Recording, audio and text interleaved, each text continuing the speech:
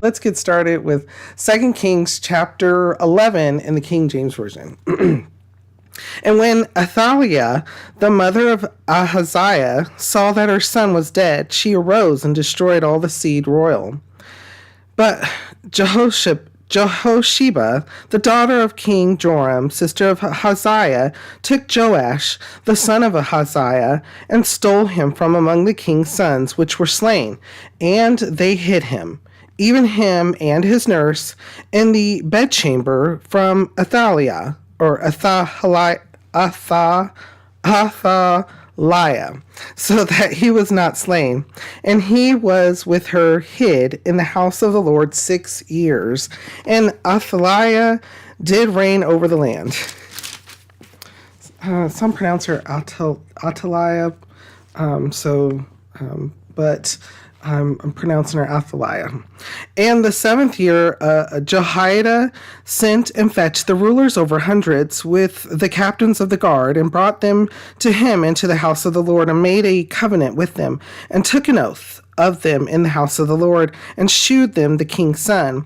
And he commanded them, saying, This is the thing that ye shall do. A third part of you that enter in on the Sabbath shall be keepers of the watch of the king's house. And a third part shall be at the king, or at the gate of Sur, and a third part at the gate behind the guard. So shall ye keep the watch of the house, that it be not broken down. And 2 parts of all you that go forth on the Sabbath, even they shall keep the watch of the house of the Lord about the king.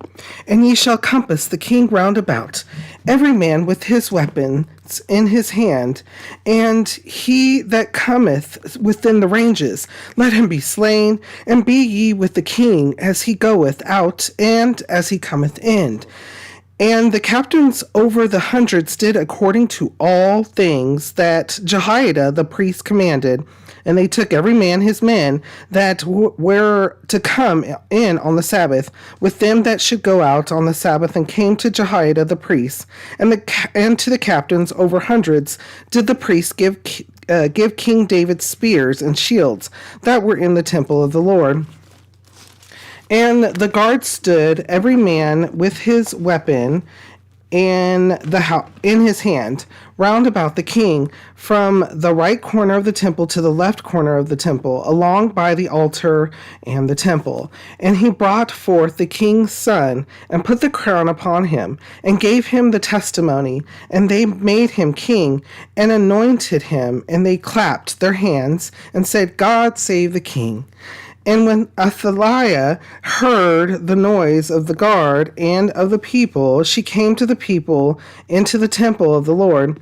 And when she looked, behold, the king stood by a pillar, as the manner was. And the princes and the trumpeters by the king, and all the people of the land rejoiced, and blew with trumpets. And Athaliah rent her clothes, and cried, Treason! Treason!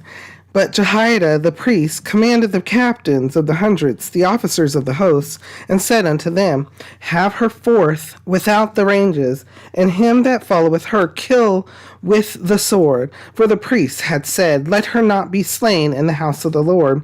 And they laid hands on her, and she went by the way by the which the horses came into the king's house, and there was she slain. And Jehoiada made a covenant between the Lord and the king and the people, that they should be the Lord's people, between the king also and the people.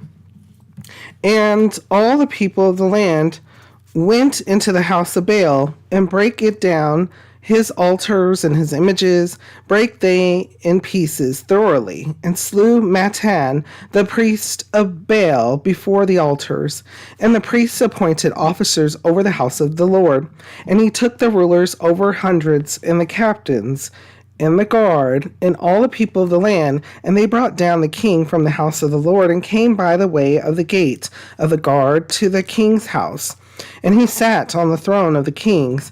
And all the people of the land rejoiced, and the city was in quiet. And they slew Athaliah with the sword beside the king's house. 7 years old was Jehoash when he began to reign.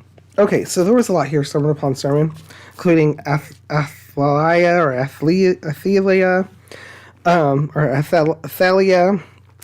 I'm not quite sure. I heard it Athaliah, but I'm not quite sure even if that's the correct pronunciation. If you know the correct pronunciation, put in the comments and I thank you.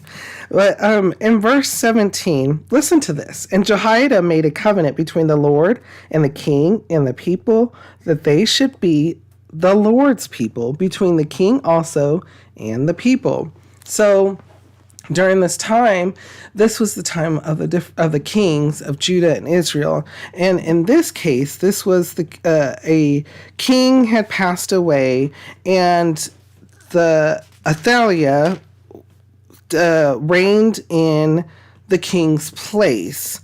And so, what was going on during this time frame is that the people had already been starting to not worship the Lord, not be committed to the Lord in full worship. They were worshiping other gods. They were acting like the nations that were there or around them. And so here is a priest during this time, Jehoiada, that understood and saw the devastation that the people were going through. And here's Athaliah taking over as queen over Israel, over Judah, and not following in the footsteps of Nebat or all the previous kings that were not worshiping the Lord, that were leading Israel astray, that were leading Judah astray. And so here's this priest seeing all this travesty and things that were going on, and one of the sons was caught and taken away from being killed because there was a killing spree going on by Athaliah. And Jehoiada the priest decided to take this child and keep it until it's of age, or to an older age. I believe it was 8. So it was an infant to the age of 8 in the temple, to protect him from being killed, and then also to become, because he was in the line of succession of the kingship, to become the king. And so he ends up being able to do that because the people, the captains of the guards, were noticing things that were not going correctly either, were not in full agreement with what was going on in the leadership and the queenship at this time. And so they decided, hey, let's listen to the priests and go ahead and protect this child, and so that this child can become the king at a ripe time. And so, yes, 8 is very young, right? And so, but Jehoiada listened, he waited upon the Lord and brought the child out at the time that was necessary, at the time that was needed. And sometimes those times may seem strange, but in Jehoiada's case, he had full faith and brought the child out at a time that was appropriate, and also may have been a time that Athaliah was at her weakest, or the Lord was like, hey, now is the time. And that's what Jehoiada followed through with. But also then, once they were successful in the task of ridding Athaliah and then ridding the land of the Baals and the Baal worshippers and even the priests, Jehoiada took the king, who was only 8 years old at the time, and the people, and said a prayer to the Lord, rededicated them to the Lord. Again, I'm going to read it. And Jehoiada made a covenant between the Lord and the king and the people, that they should be the Lord's people, between the king also and the people, because it was important.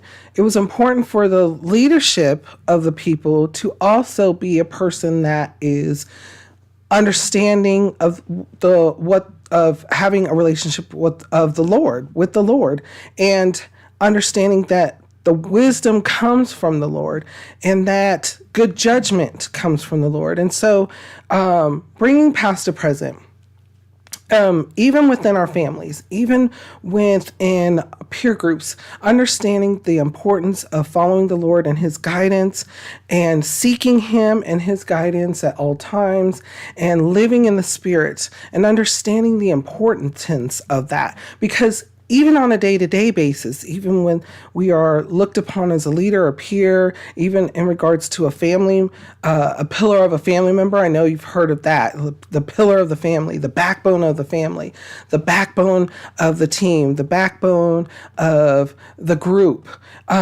Being someone to be looked on has a great responsibility, absolutely.